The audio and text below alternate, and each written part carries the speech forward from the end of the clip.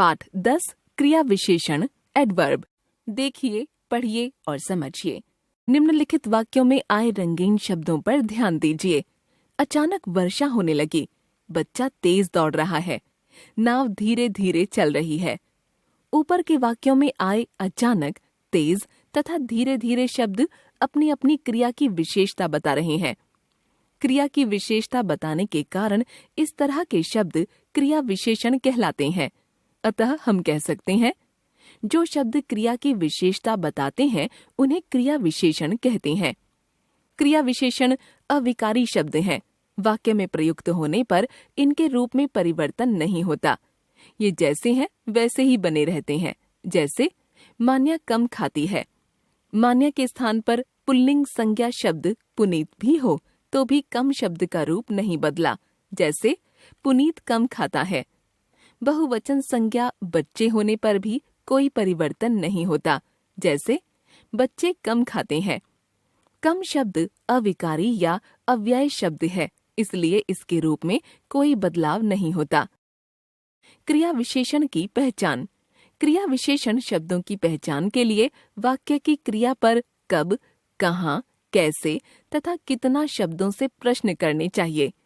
इन प्रश्नों के उत्तर में मिलने वाले सभी शब्द क्रिया विशेषण होते हैं। जैसे मीरा कब लौटोगी? कल। प्रश्न कब लौटोगी? उत्तर कल। कब प्रश्न से क्रिया के घटित होने के समय या काल का पता चलता है। अन्य उदाहरण आजकल, प्रतिदिन, सायं, प्रातः, आज, अभी आदि। पिताजी कहाँ बैठे हैं? वहाँ। प्रश्न कहाँ बैठे हैं? उत्तर वहाँ। कहाँ प्रश्न से क्रिया के घटित होने के स्थान के बारे में पता चलता है।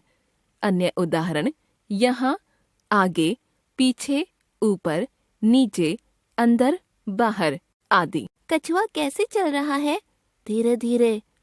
प्रश्न कैसे चल रहा है? उत्तर धीरे धीरे।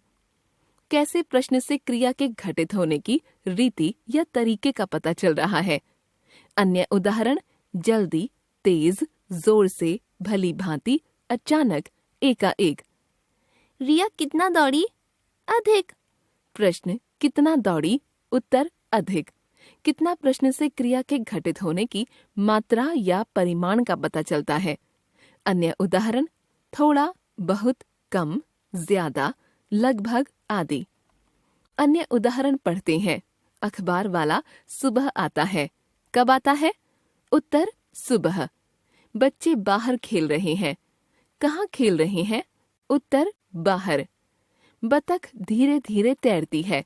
कैसे तैरती है? उत्तर धीरे धीरे। विकास ने कम खाया। कितना खाया? उत्तर कम। ये भी जाने, क्रिया विशेषण के 4 भेद होते हैं। कालवाचक क्रिया विशेषण, स्थानवाचक क्रिया विशेषण, रीतिवाचक क्रिया विशेषण, परिमाणवाचक क्रिया विशेषण। इनके विषय में विस्तार से हम अगली कक्षा में पढ़ेंगे। हमने जान लिया, क्रिया की विशेषता बताने वाले शब्दों को क्रिया विशेषण कहते हैं। वाक्य में प्रयुक्त होने पर क्रिया विशेषण के रूप में कोई परिवर्तन नहीं होता। क्रिया के साथ कब, कहाँ, कैसे, कितना लगाकर प्रश्न करने पर क्रिया विशेषण का पता चलता है।